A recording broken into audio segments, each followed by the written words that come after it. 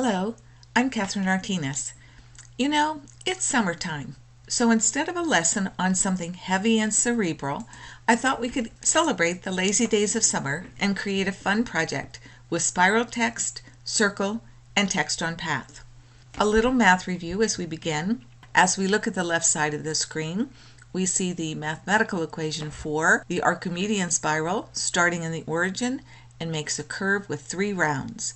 The distance between the spiral branches are the same. If we look at the right side of the screen, we see how the spiral affects us more in Perfect Embroidery Pro. In PEP, the spiral runs clockwise with its origin or starting point in the center.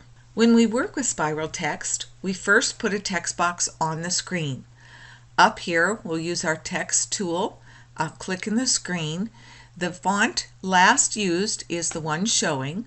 I'm going to click up in the text box and type our phrase, the sun, the sand, sweet tea in my hand. I'll click on the font box and go get the font that I'm interested in.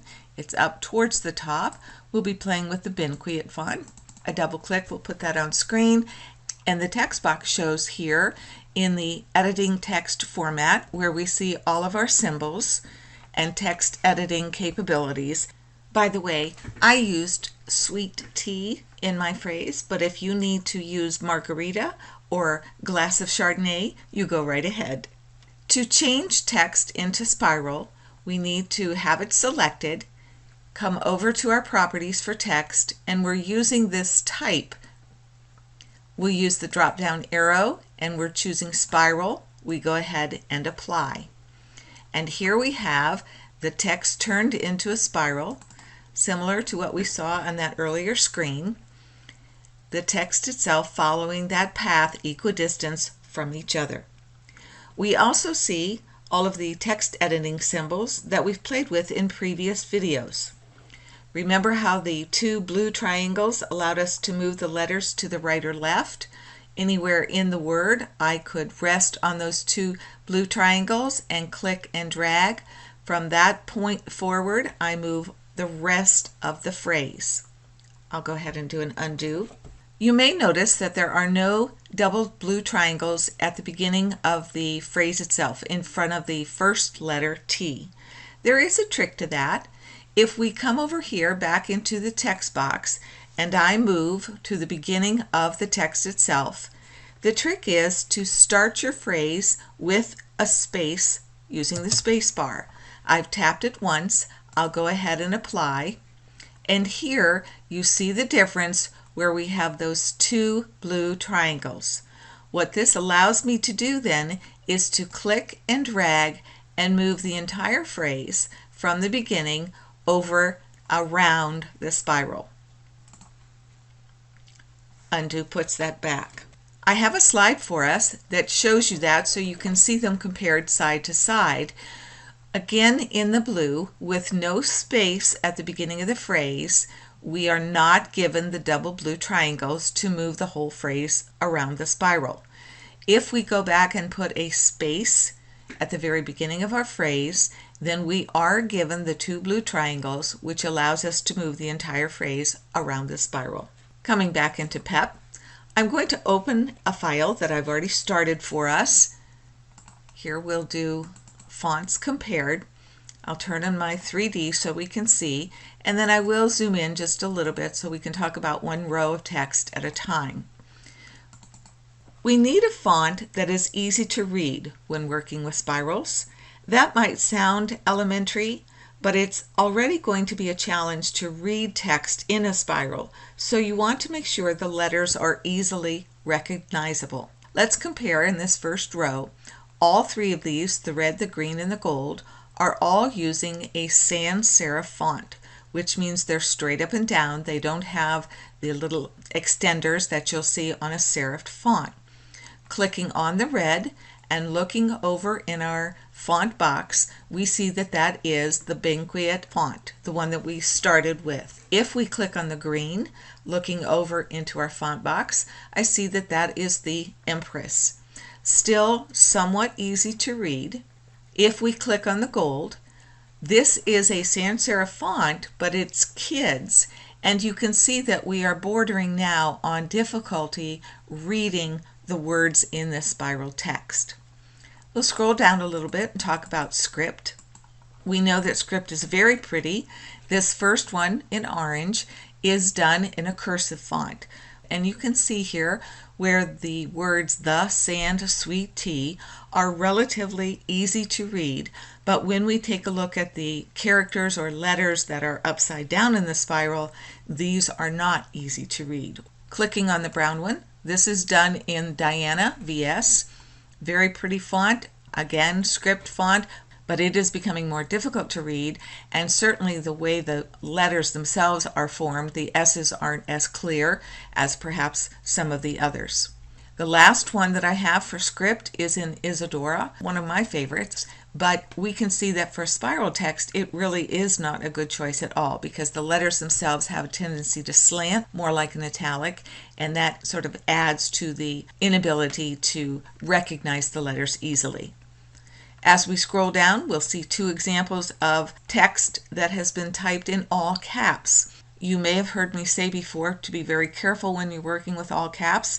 It's very difficult to read. Here in this particular example, you see that the chosen font is the tall, and I think that this is relatively easy to read in this particular font. If we click on the green, now we can see an example of all caps text that is very difficult to read. This is done in the Farfel, a font that I like a lot because it has a little funkiness added to it, but you can see it is a very poor choice when we are working with spiral text. One of the rules I follow for myself, if text is difficult to read as a normal text box, as this is, all caps done in script, then I don't even attempt to put it into spiral text.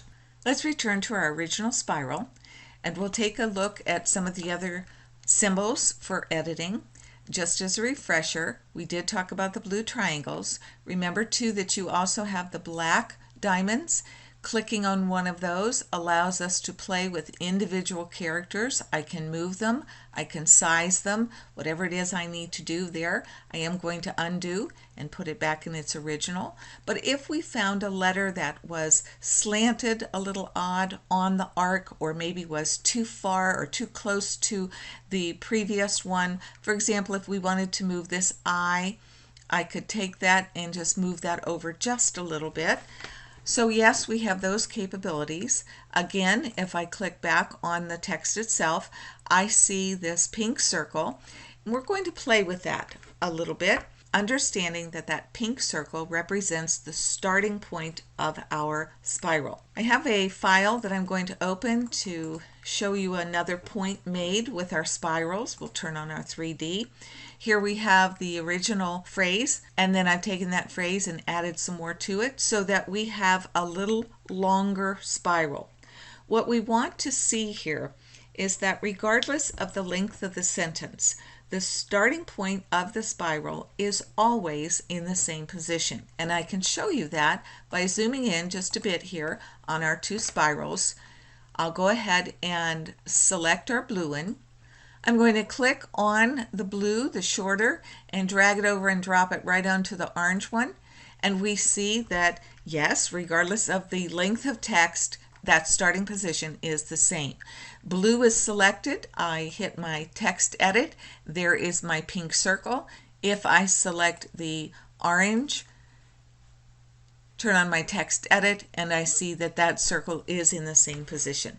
Again, regardless of the length of the sentence, the starting point of that spiral will always be in the same position. Let's open another file started for us, and this is simply just the same phrase repeated 3 times. It is the exact same phrase, I just have it in different colors so I can refer to it easily. But you may notice also that I have 2 guidelines placed. They are placed at the beginning of each of the text boxes. To do that, I simply rested within the ruler and clicked and dragged over and dropped it where I want it. I'm bringing these guidelines in to show you something. I want to make sure you're comfortable with the way that spirals act. I'm going to select my first phrase, move over to type, do my drop down and set it to spiral and apply. I can also select more than one phrase at a time. Come over to our type, click on spiral and apply, and I have those changed into spirals as well. First thing I'd like to do is select all three, come up here and do a vertical center align. Double click on our magnifying glass. We'll set the screen so that we can see all of it at one time, and of course I've turned on my 3D. We're going to play now with the editing capabilities, specifically the pink circle. The pink circle is the important symbol in controlling the size and beginning point or origin of our spiral. When I rest on that pink circle, my mouse turns into a two-headed circle, which normally indicates rotation. I'm going to click on that and drag it straight down, let go, and we see that when I have clicked and dragged straight down with that pink circle, I'll click off of that so you can see the results, the spiral is made smaller. The letters spread apart to make it around that smaller arc. We're actually bringing the starting point of the spiral closer to the center point. Again, I'll turn on that text edit and you can see where we have moved that pink circle. We'll try it again on the red one. Again, I'm going to rest on my pink circle, but this time I'm going to click and drag up and let go. And you see that here, when I drag the pink circle up, the spiral is made larger. The letters are more in line with each other because they don't have to curve around a smaller arc.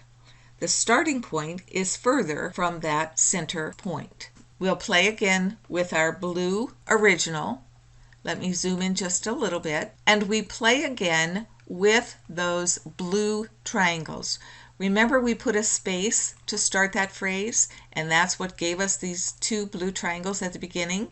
If I click and drag just the blue triangles around the arc down towards the bottom and I let go, what has happened is that the entire phrase has moved around the arc, but we have not altered the size of the arc at all.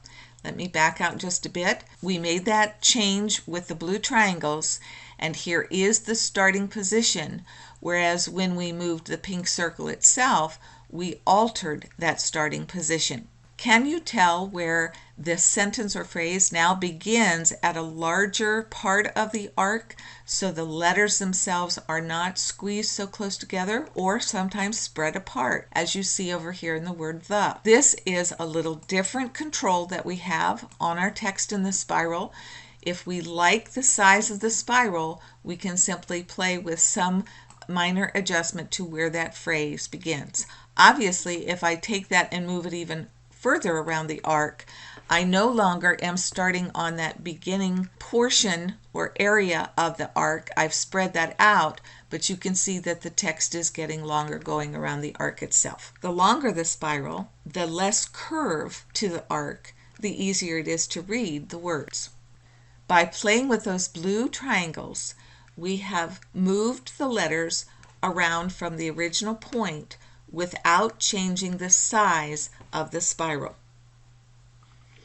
All right, now that we understand how spiral text works, let's finish creating our block. We'll go ahead into our design number 1, which was our original phrase, and let me show you where we're headed. This is the look we're going to be after with our spiral text. Keep that in mind as we go back into our design. I'm going to be using my 8-inch square hoop to make sure that the sun applique that I create is within that hoop. I'll come over here to our hoop tool, find that 200 by 200 hoop that I have for my baby lock machine. I'll go ahead and OK that, and that helps set the boundaries when I am creating something from nothing. Let me select the spiral. I know that I want to come over here to transform and size that to a 4.25. Here you see the sizes of the spiral. I have a different width from the height, and of course by mere definition of a spiral that's always going to happen. It's not a perfect circle. If I have a certain size that I need to work with, in this case 4.25, I always take the higher measurement, this being the width, and I type in the size that I need, knowing that that size will fit regardless of what the other measurement is. It will be lower. I have the text selected. I can now take my rotate pink circle again, but I'm not within text edit. This time I'm in normal select, and we can tell that by the black handles. But I'm going to click and drag that spiral around so that the text begins reading from the left towards the right.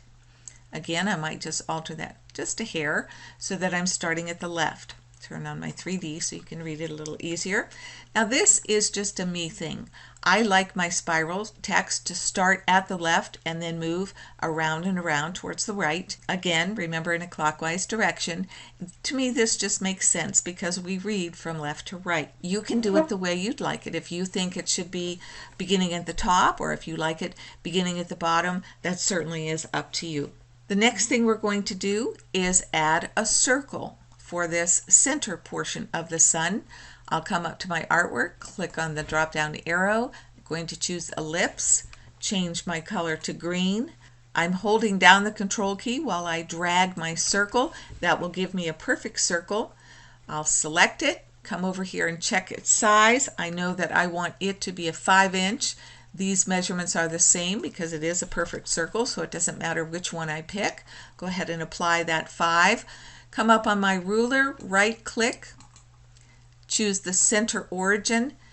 Now, normally, if I have two things like this, I would have selected both and centered them within themselves, or do the center origin. If I have both images in the center, to me they look a little off center, and this will always happen with a spiral because, again, it's going to be very rare that you can get an even spiral. So sometimes I will take my text and move it over myself, maybe off center just a little bit, until I feel that the design looks like it's in the center. I'm going to twist that just a little bit to rotate that and see if I can get a better placement for myself. And there, I think I like it. To me, visually, that looks more centered than if I was precisely centered. Again, that's a me thing, and you can decide which way you prefer. This sunshine needs some rays of sun. We could draw our own, but I hear you out there. I can't draw. So let's go ahead and use Perfect Embroidery Pro to its fullest. Coming up here to New, we'll come into a clean screen. I'm also coming over here to our backdrop tool, selecting that, and I'm brought into our bitmap folder. Let me review for you how we got here. If I use the drop down, you'll see that I've started at the hard drive, dime folder, then an images folder, and then the bitmaps folder, and this is where I am now resting. The design that I want is this flower design number 1. We'll go ahead and double click that and it brings it to screen, but remember this is in our backdrop tool, so it's sort of under the glass and I can trace over it. One of the tools I have for our backdrop is to shade that a little less, and I'll apply. I'm not really concerned with all the colors that were in there. I just want to be able to see that outer ring of the triangles. Coming up here to my pen, I'll click on Artwork Pen. Also, I'll right click on my red thread to become my drawing tool. Wherever I begin drawing will be my starting point of the embroidery itself. So I will start down here at the bottom. I'm going to click once at the base of the triangle, come up to the triangle, go down to the base, move over one to the next triangle, come up to the top, down, over, out, in, over, out, in, and so forth. Notice that I am not terribly concerned where I'm putting my points. There's a couple reasons for this. I'm going to end up with funky sun rays, so I'm not really concerned about the precise points of that. If that concerns you, you certainly take a little bit more time to trace yours. I'll click my final point that I'm going to make with the drawing tool. I'm hitting the letter C on my keyboard for close. So that went ahead and closed that open design. Coming over here to our toolbox, I'll click on backdrop and that took it off. It's still there. I can toggle that on and off as I see fit. but I look at my sun rays and I'm pretty happy with that. Let me get my select tool, come up here to copy, back into our first design, up here to paste. It's too small, which is fine. Come over here to properties, transform, and I want to make that a size 7.75. So I'll use the higher measurement or the larger measurement there. 7.75 is going to fit within my 8-inch hoop. The next thing I want to do, because I created it after my other two portions, it's going to stitch out last. Logically, it needs to stitch out first. So I'll come up here to my toolbar and choose to move it to back, which means it will stitch out first. The next thing I want to do is a little bit of point edit. You can see where the bottom points of the triangle are within the circle, which is what I wanted to happen. Let's zoom in just a little bit. We'll use our shape tool. I'm simply going to grab those points and move them a little closer to the circle. I don't want to lay them on top. I do want them hidden by the yellow fabric, but I don't want so much of the orange to show through. I certainly can select both and move them at one time. If they're a little wonky, I might want to just move them individually. Let me scroll down and take a look at the bottom half here. These are pretty good. I'll move those a little closer. These are wonky, so I'll use the individual points to move them. And notice as I'm making this wider between the 2 points, I'm altering the shape of the triangle. Again, I don't care because it's just going to be a fun project. You would spend as much time here as you needed to. I'm just going to move them closer to my circle. We'll go ahead and zoom out to check what I have done to see if I really like the look of it. I'm going to select my sun rays, come over to my properties and choose the fabric button. You can see here that with my ellipse, and I click on that, my fabrics come up. Yours might take a little longer to load. I've been playing in mine, so they're readily available.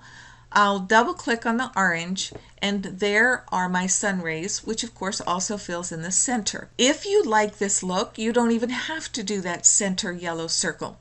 You could leave it like this and just have your text stitch on your fabric. I'm going to use that center circle, so I select it, come back up to my fabric, go into my ellipse, scroll down just a little bit and get more of a yellow circle, and this is what mine's going to look like, except of course the sequence is not correct. I need that text to stitch out last, so I select it, come up here and tell it to move it to the last position. This then is the proper sequence of this project. The sun rays, the center, and then the text will stitch out on the last part of the fabric. Now I talked about making some funky sun rays, not being real concerned when I was drawing. If you like this symmetrical look of these triangles, then you won't want to do this part. You could be finished right now. But to show you some of the other options that you have, let me select the orange, go back into shape, and now I can play with some of these points. If I do a right click on that point and come down to smooth, I can grab one of those handles and drag it in, and I create more of a funky point, and I can pull that up a little higher, play with another perhaps, smooth, and see what I get when I'm just playing. There is no right or wrong here. Perhaps I want to take one of those points and drag it larger and maybe off center a bit for the triangle. Or I could go in and right click and add a point and drag that point out just a bit, and maybe add another one on this side and drag that in for some different looking rays of the sun. Again, this is up to you, but this is an area where we can play and have fun and make your sunshine the way that you would like it. The sequencing is important. We take a look over here at our objects. If I expand the sun rays by clicking on the plus for the circle, you can see that I still have these two parts as artwork. So let's select them. I'll hold down my control key to get both. I'm going to right click, convert to run, come over here to properties, change that to a bean stitch, and I am going to make that a 3.5 length and apply it. You also notice that my fabric goes away, which is fine because this is going to be a run stitch that anchors down my fabric.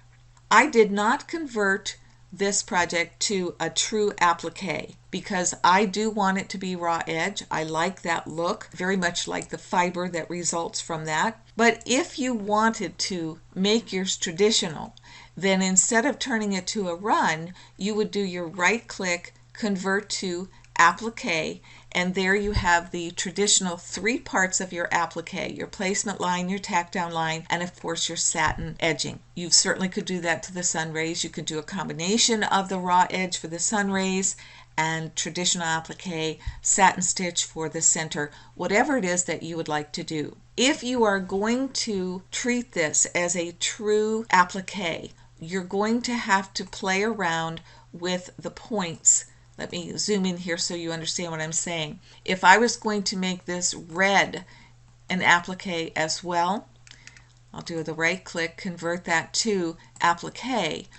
You're going to have to address these points right in here. You would not want that sun rays to be stitching so closely under the sun center itself. So what you would want to do is work with these points, bring them outside of the circle, and even maybe smooth them out a bit so that the satin stitch on one applique is not going to interfere with the satin stitch on the other applique. Something to think about if you're going to do something other than the raw edge applique. For my project, I did not need the placement and the tack down stitch. I'm going to undo a couple of these and put these back to our raw edge as we had them. At this point, you would go ahead and do your file, save as, and then name our sun, whatever it is that we wanted to call it.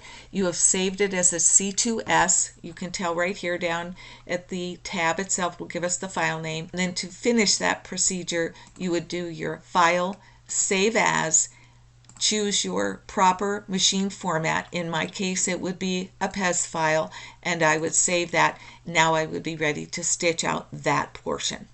Now that sun represents our first block of this particular project. Let's go ahead and create our second block.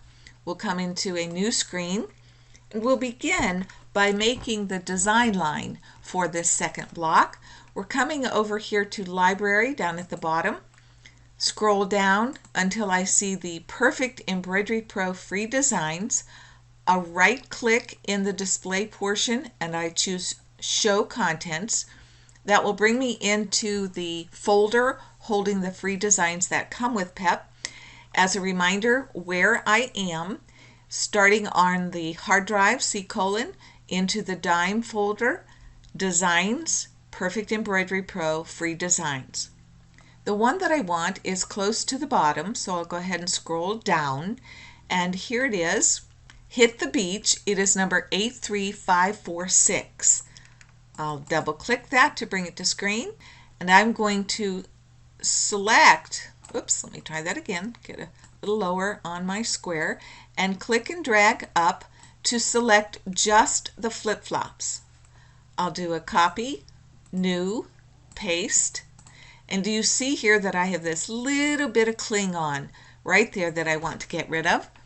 So I will select it, click and drag around it, and simply hit the delete on my keyboard, and now I have just the flip-flops. Selecting both, come up here and do a group.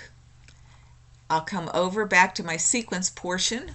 To work with these flip-flops to create a line, come up to our tool marked Repeat. We'll click on that. I have done a previous video on this repeat feature. It was in 2015, so you can take a look for that. Here for this project, I am going to up the number across to 4, and I'm going to decrease the numbers down, or the rows, to 1. So I have 4 repetitions and I have 1 row. Something else I'd like to deal with. Do you notice that at certain points here, the flip-flops are very close, almost touching? I'm going to come over to Distance Between Center, turn that check mark on, and then come up to my horizontal distance and make that 1.75. Put a 0 in my vertical distance. Apply it. And you see that the flip-flops spread apart a little bit, and I'll go ahead and OK and come back to screen. With all of them there, I will group those 4 as one so I can move them around and play if I need to do that. We will create our text boxes.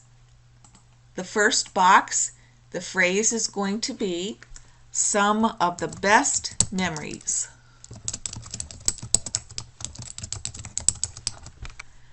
I'll go ahead and choose the font that I want. Here we're going to play with Bauhaus.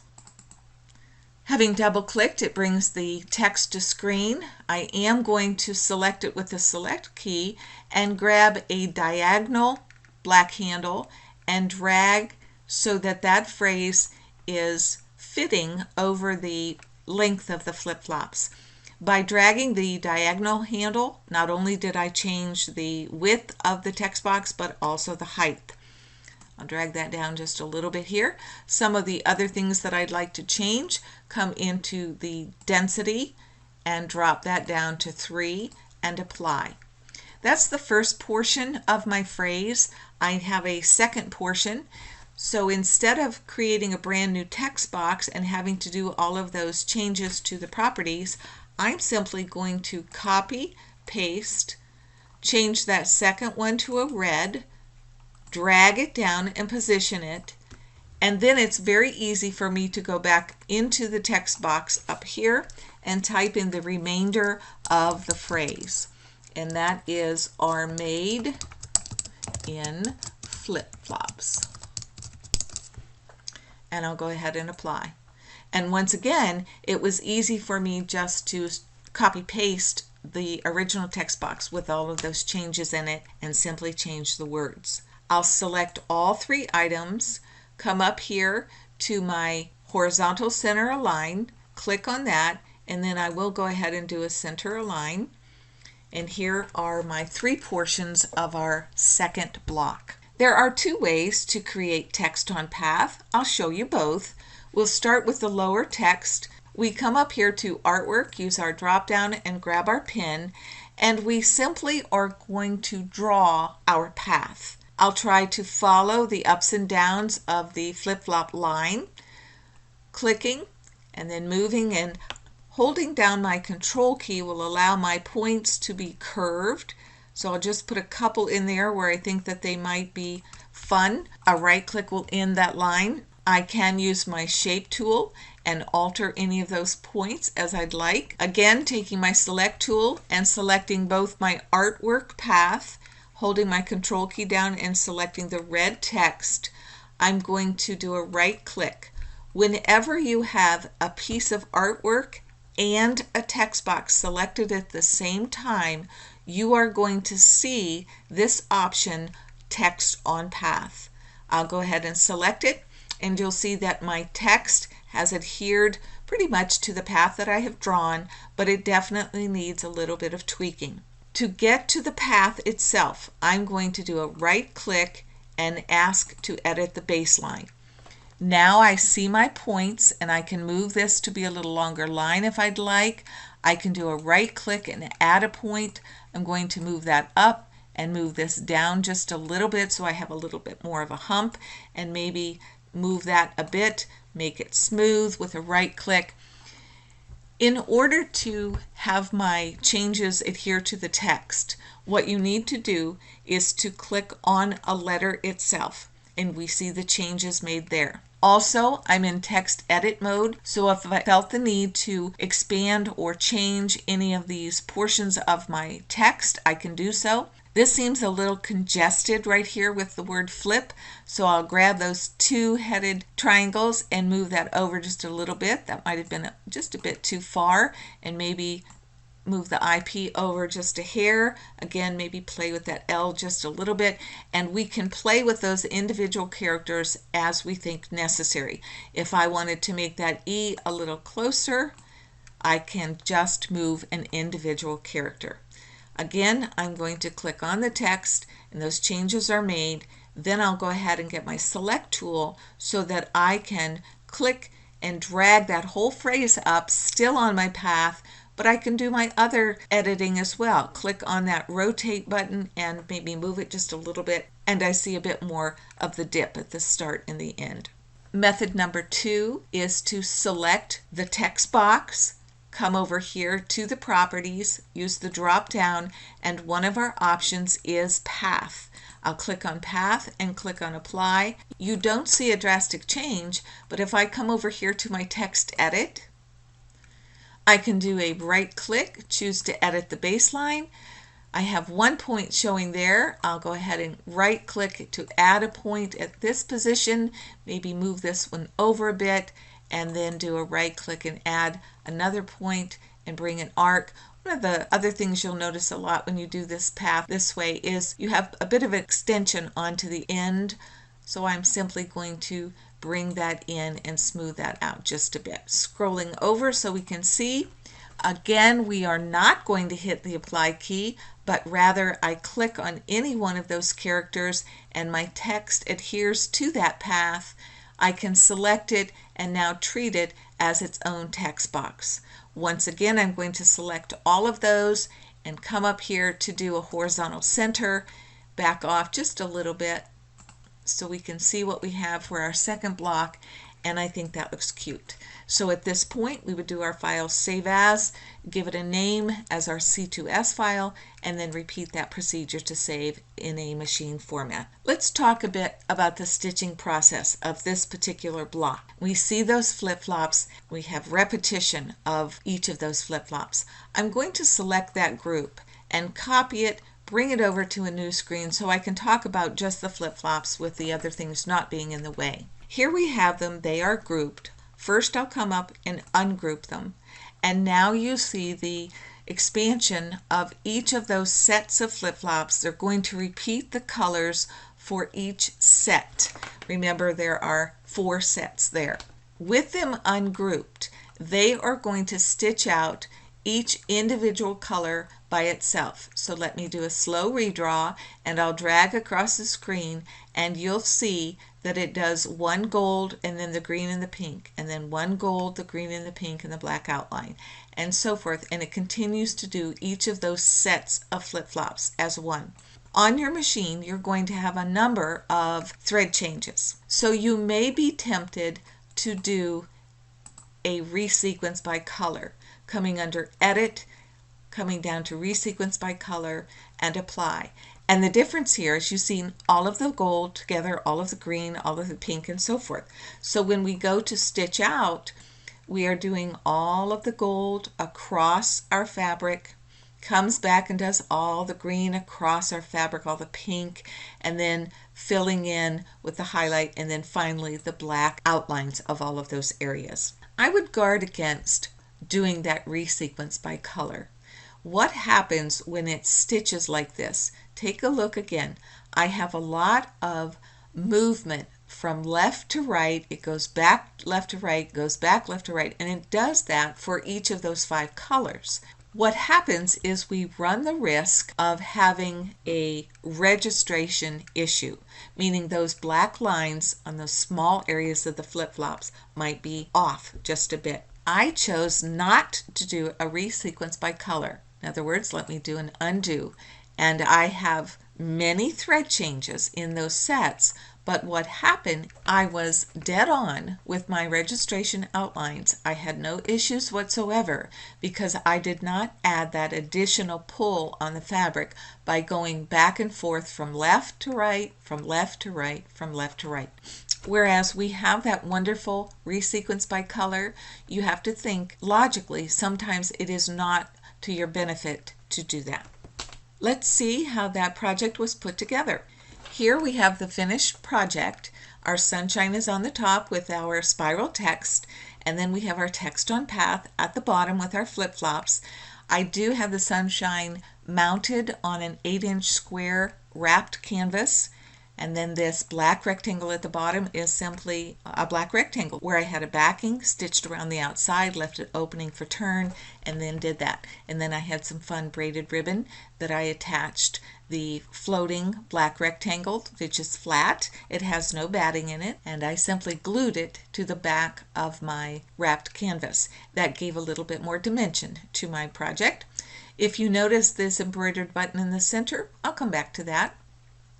In looking at the steps, because I knew I was going to use a wrapped canvas, I needed to leave extra space around the fabric. The canvas itself is a 8-inch square, so I cut a 14-inch square of base fabric, which is the black, and hooped that with the tearaway stabilizer. That left me about 2.5 inches on all sides to wrap around that canvas. I then floated an 8.5-inch fabric square for the sun rays on top of the black, and I stitched the sun rays outline. Once that was stitched, I floated a 7.5-inch fabric square, as you see here, the yellow, which is for the center of the sun, and then on that fabric stitched out the circle to anchor that down, and then the spiral text.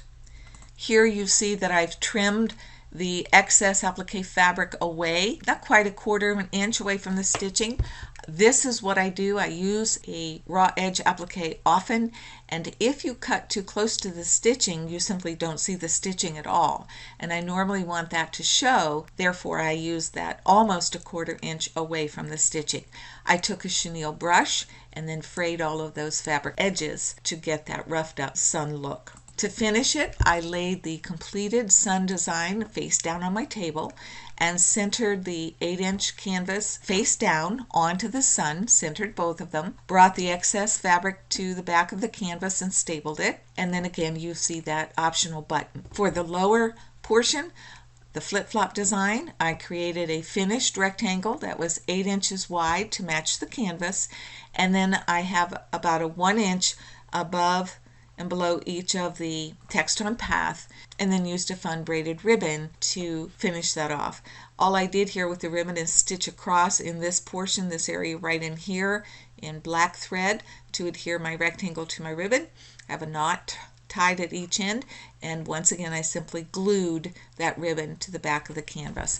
This part is flat against the wall. Of course, the canvas stands out a little bit, almost 1 inch, so it gave a lot of dimension to this particular project. Now, I have one more project with text. We'll come back into PEP. From here, we're going to open a design I already have started for the button. What you see here are 2 circles. Go ahead and turn on my 3D. My covered button is 1.5 inches, so I've created an artwork ellipse in that size. I copy pasted that circle, changed it to a 2.5 inch, and converted that one to a run. If you've purchased covered buttons before, you know you get a little cardboard template on the back for the size you should cut your fabric in order to have enough fabric to wrap to the back and capture with the button back. This second circle is my template. I simply cut the fabric out on the stitched line. The sun comes from our symbols. Using our drop down and select, they are in alphabetical order, so I'll go ahead and scroll all the way down to our sun. A double click brings it to screen. If I do a click and drag to the size that I think I want, this is another reason I use this 1.5 inch artwork to give me the design area for the button top. I simply created that sun, and then you see some extra stitching on top of it. That is nothing more than the letter O. If you take a look over here, you see that it is Properties Text. It is in a Bauhaus font, and I've also done a couple things to it to get it to look a little bit more textured in the middle. I have come under the second fill, changed my density to something a lot larger, to a 1 millimeter, and I also went in to the column and chose the jagged type both. That means both inside and outside of the letter will have the jagged edge, and I bumped that value up to 1 millimeter as well. Where it shows orange on the screen, I actually did stitch it in the gold that matched, and it gave just a little bit more texture to the middle of that sun. So if you like that covered button added to your project, that's how easy it is to make. Again, I'm going to open a document that I already have created, and I want to show you something that I do quite often, and it may help you as well. When I'm putting together a project and I'm not quite sure where I'm going with it, I create a layout page in Perfect Embroidery Pro. First, I created rectangles with artwork, and you can see I have one large one and then two smaller ones over here. When I created that artwork, I also went back into our fabric and simply chose a color that I wanted to play with. It also is an easy way for me to audition colors. Since we do have the black, I'll go ahead and cancel out of that, but I did the same for each of those artwork rectangles. Then it allows me to see, do I want the project on one big rectangle and have this be a single panel for the wall, or do I want to break it up into multiple rectangles? Also, it allows me to play with the idea of increasing the size of my rectangle. Maybe I wanted to put them a little lower on the wall hanging and then leave some area for another border of some sort. These particular palm trees come from your free designs in PEP. Same place we got the flip-flops. I could do something like that. Or I could play around with a row of umbrellas that came from your symbols, and I could see if I like that look or not. This is where I came up with the idea of having two separate blocks, and then once I broke that into two separate blocks, I do like to play with wrapped canvas quite often, so that became my decision to put this sunshine on wrapped canvas and then to create a second rectangle that would allow me to attach this in some way. My original idea was to put a little bit of chain between these two rectangles, but then I found that fun summer braided ribbon and I used that instead. So this I do quite often. Again, coming into PEP and allowing myself to play with the tools, audition my designs and colors and so forth. It allows me to help design the project before I get to the machine. And really, I use Perfect Embroidery Pro as my one-stop shop for everything that I want to do, to create the embroidery as well as to design the project and then lay it out, auditioning colors and placement and so forth. I'm going to open a design I already have started for us. This last project we're going to play with circles, a little different than our spiral. To show you how it's done and some of the thoughts that you can have about your circles, here is one very long text box with the words I want to use in our project. I've placed 3 spaces in between each of those words themselves. To change a text box to circle, we have it selected.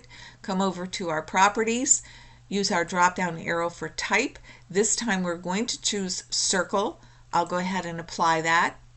I am going to zoom out so we can see where that went. This will happen for you when you create a circle. It does an arc up at the top in a large radius. If I leave it like that, you can see some of the fun that you can have if you do multiples of this first portion of a circle. But if I truly wanted to make that a full circle, I go back into our text edit, grab that pink circle again. I'm going to drag straight down, and when I do, I am changing the radius of the circle, but I'm also watching down here at the bottom to where my words got close to each other. I can see a full circle created there. When I started this project, I actually started with this phrase and this big circle, but then I thought, wouldn't it be fun if I did a circle within a circle? Sort of went to this look. And to get this look, I needed to break down my full text box into 2 shorter ones. We'll zoom in and you can see what I've done here. I'll grab this circle and move it out of our way. And these are the 2 text boxes. They are separate text boxes. They're done the same way, the same text. I'm using a Times font, and again I have those 3 spaces in between the individual words. I'm going to select both of those and copy them onto a new screen so we can play with them and create our next project. I'll start with the blue. Once again, it is selected. I come over to my type, drop down, choose circle, apply. I need to zoom out to see it. And I know that I need to back out even a little bit more for us to see that full circle. So here I'll come up to my text edit, grab that pink circle, drag it down, again watching those two bottom words until they're close to each other, and I've created my first circle. Let's do the same with my second text box. Over to Type, Circle, Apply. Grab that pink circle, drag it down until my words are very close together. I'll let go there. Select both of them.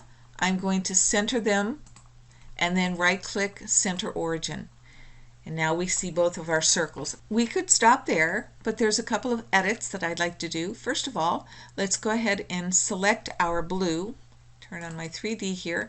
I'm going to grab that rotate button and drag the circle around because my favorite word in this grouping is unwind. So I want that to be at the top. All I did is rotate the full circle. I didn't change sizes or the letters or any of that. I also can read the word breathe and relax very easily. Come over to transform. I know I'm putting this project on an 8-inch square wrapped canvas again, so I'm going to size the blue one to be a 7.25, 7.25, and apply. Now let's select the red circle and play with that a bit. Come over to our properties and we see this other option available, reverse direction. I'll put a check mark in there and do an apply. And take a look and see what has happened. Can you tell that on this red circle where we've done the reverse direction, the top of the letters are to the inside of the circle? Rather, if you look at the blue, which we did not reverse direction, the top of the letters are to the outside of the circle. So a little different way to see your circles. I think it's kind of fun. I like that I have the inner one different than the outer one. But also in this case, I'm going to rotate that red circle because the word I like in this circle as my favorite is the word exhale. So this is down at the bottom. I can see I've brought everything out of center, so I'll select both and once again do a center align. And I like the look of those two circles. I know I have my blue circle sized. Let me go into my transform for my red circle, and the red one, I'd like that to be 5.25, and I'm almost there. So 5.25 and apply, and I look good. The only thing missing is something in the center. Let me get another text box, and I'm going to type in the word over here in my text. Type in the word Basque. I know I want a different font. The one I want is called Jester Pro, so I'll scroll up into alphabetical order. Here we have it. I'll change the color by right-clicking on the green. Also going to go into the density and bring that down just a bit and OK it. And I'll drag that word and drop it into the center. I like this font. It's a little funky, but in this case it's different from the very structured Times font that makes the two circles. It does run a little on the thin side, so here's a trick that we can use. I have shown you this before. If you come over to your pull push and change the pull compensation, I'm going to use percentage and bump that up to 150%. Watch what happens to the word Basque now when I hit apply, and you see it got a little thicker. Actually, to me, it looks like we've added the attribute bold to this particular text. So it's going to make it just a little bit thicker without changing the funky offset to it that I like. We'll go ahead and get our select tool, and I will right click and center origin that as well to make sure that everything is as it should be. The final thing we need to do for this project is to create an outside stitched circle. I'll come up to artwork, drop down ellipse, again holding down my control key and drawing a circle. I will select it and change the color to purple. Come over to our transform, and I need that circle to be a 7.75. Remember, we are on that 8-inch canvas. I'll go ahead and apply. I'll right click, convert to run. I am going to make that a little smaller stitch because I'm using this to anchor the back of the circle to the front of the circle, and I need it to be tight because I'm going to turn it right side out. So we'll do an apply. And of course the final thing then is to center origin so that that circle text will stitch out. If you find that that's not enough space, perhaps you would want to make that blue circle just smaller a bit. It's at a 725. Maybe a 7 would give you a little bit more room. Again, I'll do that apply and you can decide. At this point, there is no right or wrong. It is your project and you can decide sizes and so forth. Certainly, if you're using a different size canvas, maybe a 10-inch square, you would want your project larger. The other thing, too, to point out is I purposely used all caps on my two circles because I think it really defines the edges of those circles. There are no ascenders and descenders in any of the words, so it gives a nice, crisp, visual edge to these two circles. We could be finished here, leaving our outside circle as blue and our inside circle as red, but there is another feature that we have in Perfect Embroidery Pro when we work with text, and it's just very fun. So let's review that. I'll select the blue circle. We're going to come up here to our Properties Commands. Come down to this area right here that says color change. We've seen this before, but this particular circle project is ideal. We'll use our drop down arrow and choose words and apply. And we see that it changes every word to a different color. Let's do the same for our red, and this time we'll go into commands, again color change, and apply it to words, and we see the changes. You can see over here in sequence view that what was the blue circle, the first one, is still considered color number 1, which over on our thread chart is the blue. The first word in the sequence, unwind, is in blue, and then it follows that thread chart of blue, red, green, orange. We do have one issue right here because it sees hangout as two separate words, so it went ahead and changed that to yellow. What we would need to do on our machine is watch out for that, and instead of making that a yellow, simply do it in the same color that you stitch out the word hang. If you look at the second circle, the one that was red, we can see that the sequence is indicating color number 2, which is red on our thread bar. If you look at the circle, the word quiet is the first word in the sequence, and it started it with that red. I like that better. I think that's a little bit more fun for what we're trying to say here. At this point, we would go ahead and do our file Save As, give this circle a name. I'll just add to what I have there. Certainly go back into our file Save As again and save it with our machine format. We're ready then to stitch out.